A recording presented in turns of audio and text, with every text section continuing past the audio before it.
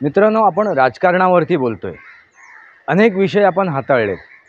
राजकारण आणि समाजकारण हे वेगळं नाही आहे। ज्या समाजासाठी, समाजाच्या उद्धारासाठी, समाजाच्या उत्कर्षासाठी जे राजकारण केले जाते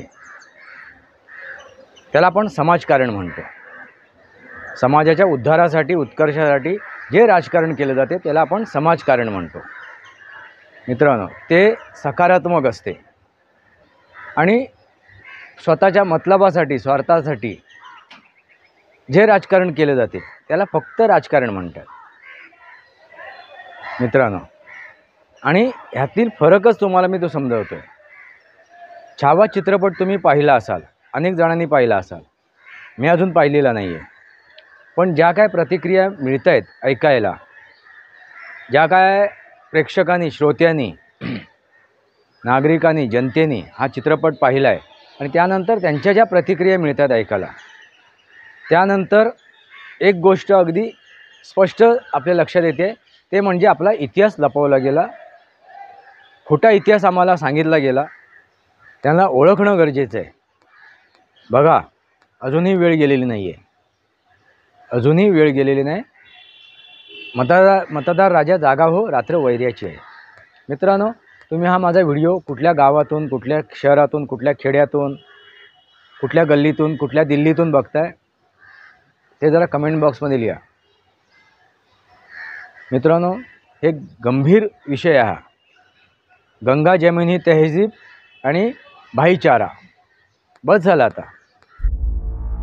इतिहास में कई योद्धाओं का नाम दर्ज है, लेकिन कुछ ऐसे भी हैं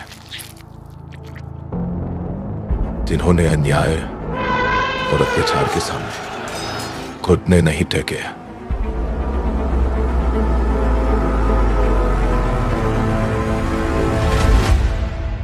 ये कहानी है एक शेर की।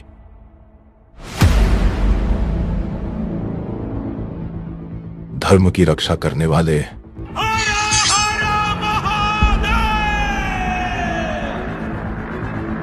धर्मरक्षणासाठी आपल्या प्राणाची आहुती देणारे छत्रपति संभाजी महाराज, जिन्हें प्यार से कहा गया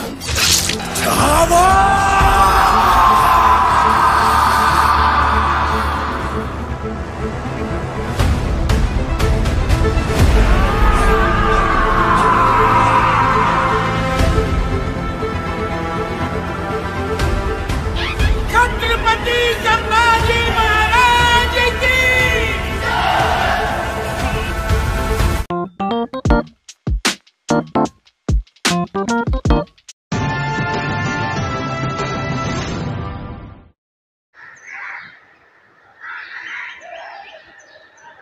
नमस्कार मित्रांनो, वास्तवावर बोलू काहीतरी या शृंखलेमध्ये पुन्हा एकदा आपलं स्वागत।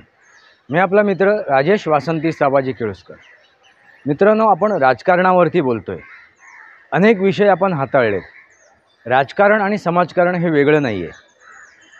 ज्या समाजासाठी, समाजाच्या उद्धारासाठी, समाजाच्या उत्कर्षासाठी जे राजकारण केले जाते त्याला आपण समाजकारण म्हणतो।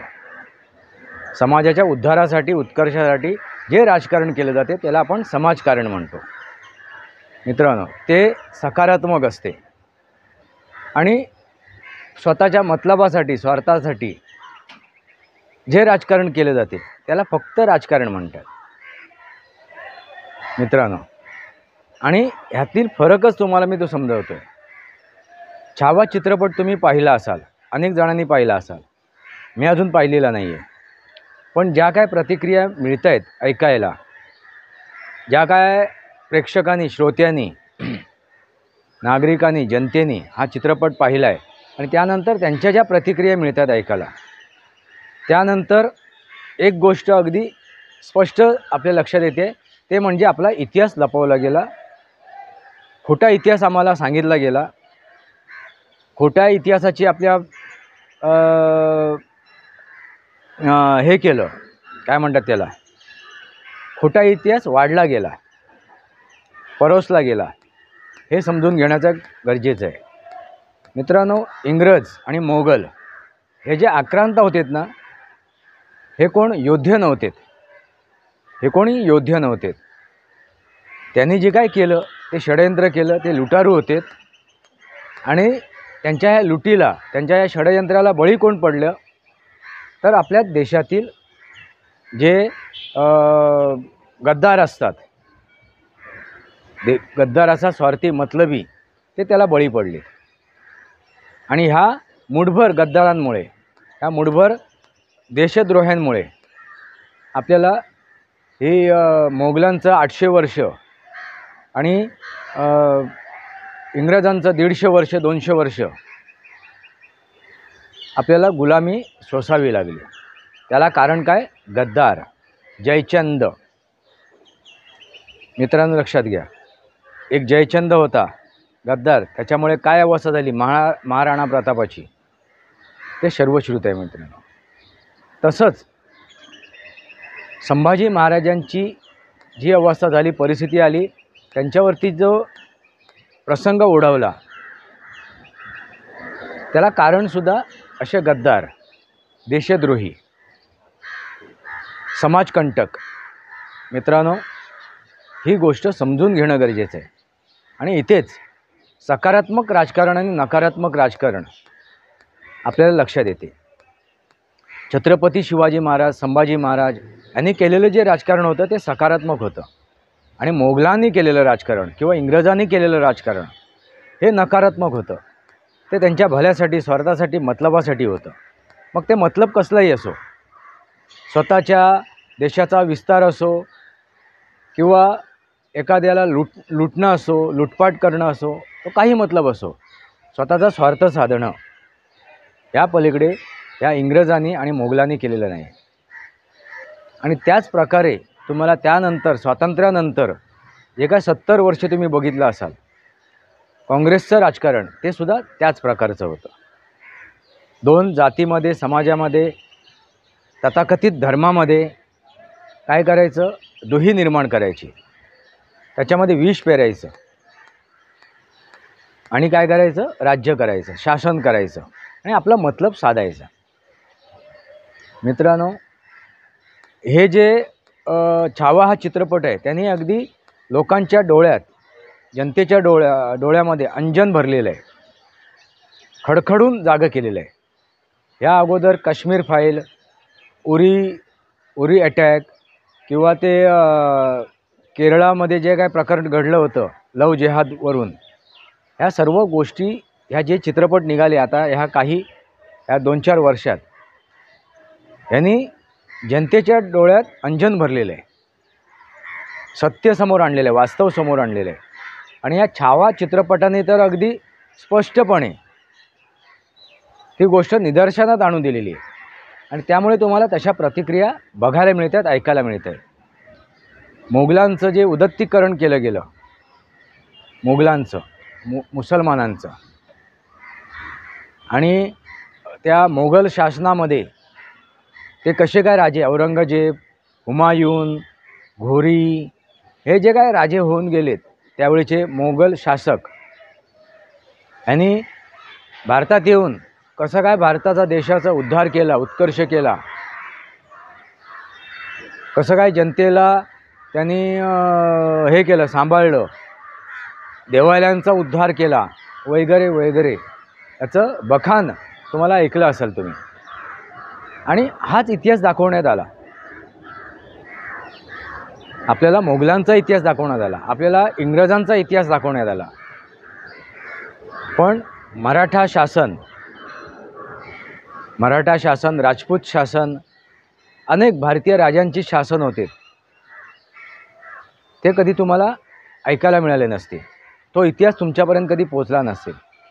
त्यानंतर राजेशाही गेल्यानंतर जे काय भारत स्वातंत्र्यासाठी लढणारे लढवय्ये, हुतात्मे, त्या हुतात्म्यांना आपल्यासमोर कधी मांडलं नाही.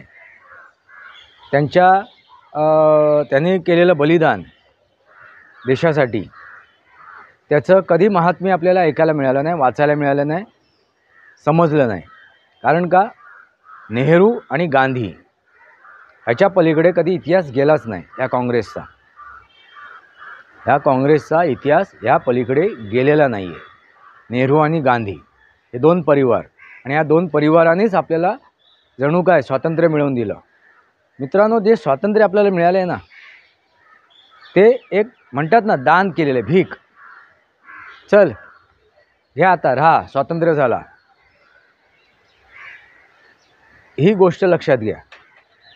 हा फरक आहे. ह्याला स्वातंत्र्य म्हणता येणार नाही. ह्या सर्व गोष्टीला स्वातंत्र्य म्हणता येणार नाही. हे आपल्याला दिलेली भीक आहे. कारण पूर्णपणे स्वातंत्र्य आपल्याला कधी मिळालंच नव्हतं. मित्रांनो, गव्हर्नर शासन आजही आहे. आजही इंग्रजांचं गव्हर्नर शासन आहे, म्हणून आपण गव्हर्नर निवडतो. ही गोष्ट लक्षात घ्या. हा इतिहास आहे, हे सत्य आहे, हे वास्तव आहे. तुम्हाला वाटते की आम्ही स्वातंत्र्य झालो, मुळीच नाही. आता स्वातंत्र्याच्या दिशेने आपण वाटचाल करतोय. 2014 पासून आपण भारतीय जनता पार्टीला किंवा नरेंद्र मोदीजींना जे काय दोषी ठरवत आहेत, विरोध करत आहेत, त्यांना जे काय हवं होतं, जे काय साध्य करायचं होतं, त्यांनी गेल्या 70 वर्षात केलं आहे. पण आता जी परिस्थिती आहे, आताची जी स्थिती आहे, ती म्हणजे काय, एकदा नरेंद्र मोदीजींचं सरकार जावं, भारतीय जनता पार्टीचं सरकार जावं आणि परत अराजकता आणावी. जो भ्रष्टाचार झाला गेल्या 70 वर्षात, वाजपेयीचं सरकार सोडलं तर बाकीचे प्रत्येक सरकारमध्ये तुम्हाला भ्रष्टाचारच ऐकायला मिळाला असेल. त्याही प्रमाणात त्याही वेळी भारतीय जनता पार्टीसोबत असलेले काही नेते भ्रष्टाचारी होतेच. आपण असं म्हणू शकत नाही की अगदी त्यावेळीची भारतीय जनता पार्टी हे होती, साफसुथरी होती. कारण त्यावेळी जे सरकार चाललं, जे सरकार स्थापन झालं होतं वाजपेयींच्या काळामध्ये, ते पूर्ण बहुमताने नव्हतं, कोणाच्या तरी आधारावर नव्हतं. आणि नरेंद्र मोदीजींसारखं ठोस निर्णय घेणे, शेवटी एक मानसिकता असते, प्रत्येकाची विचारशैली असते, कार्यपद्धती असते. वाजपेयींची विचारशैली, वाजपेयींची कार्यपद्धती एक वेगळी होती, लक्षात घ्या मित्रांनो. आणि नरेंद्र मोदीजींची कार्यपद्धती ही एक वेगळी आहे. त्यामुळे नरेंद्र मोदीजी कसं वागतात, काय वागतात, कसं निर्णय घेत आहेत, काय घेत आहेत, ठोस निर्णय घेत आहेत, आपले योगी आदित्यनाथ कसं काय निर्णय घेत आहेत, हे त्यांच्या कार्यपद्धतीवरती आहे, कार्यशैलीवरती आहे, विचारधारेवरती आहे. असो मित्रांनो, महत्त्वाची गोष्ट काय आहे, छावा हा चित्रपट जो तुम्ही बघितला असाल, मला पाहायचा आहे अजून, पण जी काय प्रतिक्रिया ऐकायला मिळाली प्रेक्षकांकडून, व्ह्युअर्सकडून, जे काय ते चित्रपट बघून आल्यानंतर अगदी डोळ्यात अंजन भरलेलं आहे. म्हणून मी प्रत्येक वेळी म्हणायचो, मतदार राजा जागा हो, रात्र वैर्याची आहे. काश्मीरमध्ये काय घडलं, केरळामध्ये काय घडते आहे, पश्चिम बंगालमध्ये काय घडते आहे, गंगा जमुनी तहजीब. मित्रांनो, भाईचारा हे दोन शब्द आहेत ना, हे घातक आहेत. हे घातक आहेत, दुहेरी तलवार आहे ती. म्हणजे वाघ बोलला तरी खातोय आणि वाघोबाग बोलला तरी खातोय. हिंदू धर्म म्हटला तर एकच धर्म आहे, तो म्हणजे सनातन धर्म. हिंदू धर्म हा राजकीय धर्म आहे, मुसलमान हा धर्म हा राजकीय धर्म आहे. हे जे काय बाकीचे तथाकथित धर्म आहेत ना, हे सगळे राजकीय धर्म आहेत. राजकीय प्रभुत्व दाखवण्यासाठी, राजकीय आपला बोलबाला दाखवण्यासाठी. म्हणजे हिंदू धर्मापासून जेवढे धर्म आहेत ते एकच धर्म आहे, मूळता धर्म, तो धर्म म्हणजे सनातन धर्म. मग आपण सनातनी आहोत आणि या सनातनींनी लक्षात घेणं गरजेचं आहे की जे काय राजकारण आजपर्यंत आपण बघायला मिळालं किंवा ह्यापूर्वी बघायला मिळालं, ते राजकारण मतलबासाठी, स्वार्थासाठी, स्वहितासाठी होतं. म्हणजे त्याच्यामध्ये समाजाचा, रयतेचा उद्धार नव्हता. ज्या प्रकारे संभाजी महाराजांना त्या औरंगजेबाने हाल करून मारलं, ती गोष्ट सामान्य नव्हती मित्रांनो. हे समजून घेण्यासारखं आहे. औरंगजेबाचं उदत्तीकरण केलं गेलं. औरंगजेब किती महान होता. महाराष्ट्रामध्ये औरंगाबाद म्हणून एका शहराला नाव दिलं गेलं होतं. म्हणजे तुम्ही विचार करा, ह्या औरंगजेबाने हुमायून ते बाबर म्हणजे दिल्लीमध्ये यांची नामकरण, उदत्तीकरण, याचा अर्थ काय. आणि आता ही वेळ आपल्याला जागा करण्याची आहे, समजून घेण्यासारखी आहे. आता तो जरांगे पाटील काय करतोय, विष पेरतोय समाजामध्ये. हा सुद्धा एक औरंग्याच आहे. हा राहुल गांधी काय करतोय, समाजामध्ये विष पेरतोय, जातीमध्ये विष पेरतोय. हे सुद्धा औरंग्याच आहेत. तो स्टालिन, त्या स्टालिनचा मुलगा उदयनिधी, तो काय म्हणाला, सनातन हे डेंग्यू मलेरिया आहे. हे औरंगे आहेत, हे बाबर आहेत, हे हुमायून आहेत, हे मोगल आहेत. हा तो अरविंद केजरीवाल, तो अखिलेश यादव, हा आपला उद्धव ठाकरे, शरद पवार, हे सगळे औरंगे आहेत. हे मोगल आहेत, हे इंग्रज आहेत, ज्यांनी दहशतीखाली लोकांच्या मनात दुविधा निर्माण करून, मनात विष पेरून यांनी केलेलं शासन आहे ते. हे सगळे राजकारणी आहेत. ह्या राजकारणाची मानसिकता इंग्रजांसारखी आहे, त्या मोगलांसारखी आहे, त्या परकीय आक्रांतांसारखी आहे, त्या लुटारूंसारखी आहे. हे सगळे लुटारू आहेत मित्रांनो. हे समजून घेणं गरजेचं आहे. अजूनही वेळ गेलेली नाही आहे. चित्रपट पाहतो, मलाही पाहायचं आहे. पण जो काही इतिहास आहे मी वाचला आहे छत्रपती संभाजी महाराजांचा, त्यानंतर ही गोष्ट बोलायला, समजवायला मोठी कठीण नाही. आणि चित्रपट पाहिल्यानंतरच मला तुमच्यासमोर या गोष्टी मांडायला पाहिजेत असं नाही आहे. शिर्के बंधू, त्यावेळीचे जे शिर्के बंधू होते, त्यांनी छत्रपती संभाजी महाराजांना पकडून दिलं, त्यांच्याशी गद्दारी केली. असेच हे गद्दार आहेत. हा राहुल गांधी, उद्धव ठाकरे, शरद पवार, अखिलेश यादव, तो उदयनिधी स्टालिन, हे सगळे गद्दार आहेत. केजरीवाल, हे सगळे गद्दार आहेत. हे सगळे औरंगे आहेत. हे सगळे ते शिर्के आहेत. म्हणून मी सगळ्या शिर्क्यांना बोलत नाही आहे.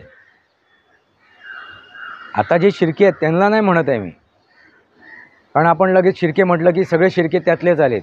नाही मित्रांनो.